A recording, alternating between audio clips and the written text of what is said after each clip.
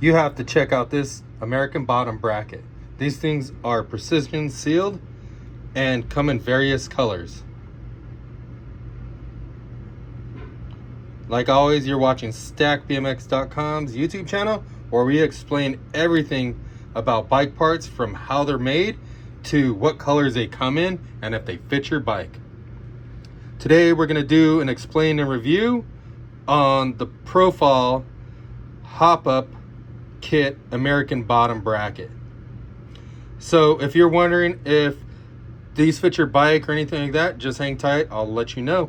So like always, we're going to start off with how they come packaged. So what you're going to get when you purchase one of these is you're going to get two of these, which is the American cup and bearing, and it's going to come with either a 19 millimeter bearing, which is this one, or it's going to come with a larger hole here, which is going to be a 22 millimeter bearing. And then you're going to get the aluminum cups on the outside. If you have a mid-bottom bracket, you can actually take these same bearings, push them out of this cup, and push them right into your mid-bottom bracket frame. So if you're looking for this style cone, or let's say you have that bottom bracket already, you can take those out and push them inside of your frame and use these cones, and you could have a blue bottom bracket. So I hope that helps some of you, but we got some more tips and trying to tell you are explaining how they fit your bicycle. So these bottom brackets come with those two cups.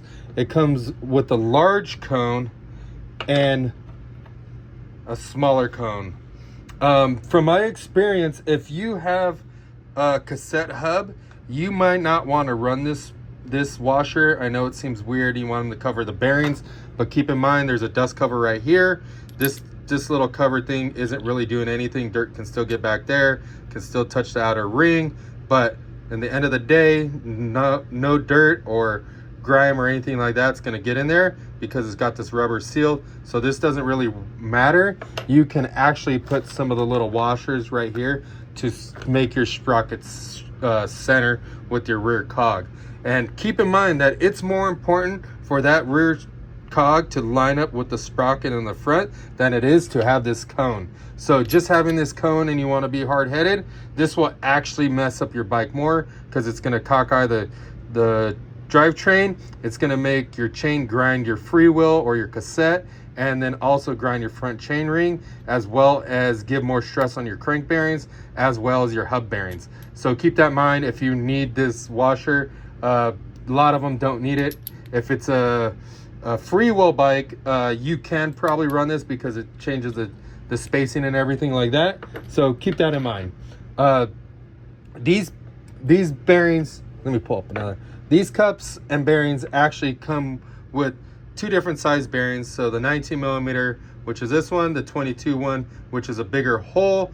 Most stock cranks use the 19 millimeter one. Most aftermarket cranks use the larger one. So if you're wondering which one to use, then you can use that. Let's say you also have a 24 millimeter crank. You could actually take a mid-bottom bracket that's 24 millimeter, press them inside of one of these cups, and you're good to go.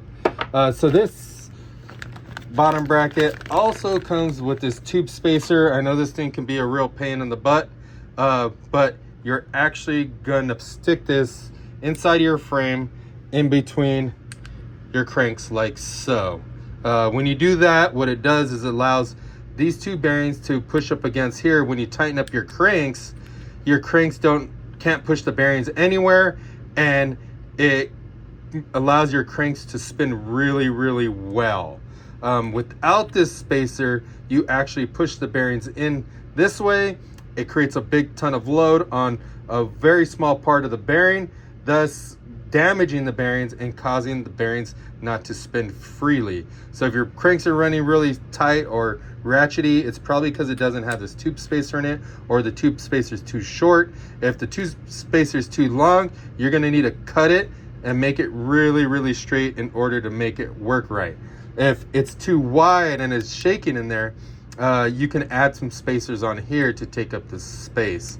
What I like to do is I like to put one of these bearings in one side of the frame, put this spacer on the other side. There's usually a lip on the frame, and if it matches up flush to here, then I can go ahead and put the other bearing in. So hope that helped. Going on to the crank arm spacers. It comes with 3 large spacers and 3 thin spacers. So let's see if I get this clear. So 3 5mm ones and 3 2.5mm ones. These ones you can use on any side, whether it's the non-drive side or it's the drive side. And you can even put these right up against the bearing and not have a problem. So, you know, I mean, hopefully this fits your bike. These bottom brackets fit American bottom brackets, which is a larger size bottom bracket. Those are usually about the size of a soda can. So if you're trying to wonder what style bottom bracket you have, that's going to be the size that's the size of a soda can. If you have mid, it's probably the size of a Red Bull can. If you have Euro, it's going to have threads in there. So I hope that helped. These bottom brackets are available in various different colors. So they come in polished, black, red, blue, and gold, as well as limited edition colors or the not so popular colors like purple, teal, green, white, and maybe a few other colors. But if you want to know, check out our website right there for any colors that are available. That is it for our explain and review. I hope you like it. Leave us a comment below if I didn't answer a question, and I'll try to answer you back as soon as possible.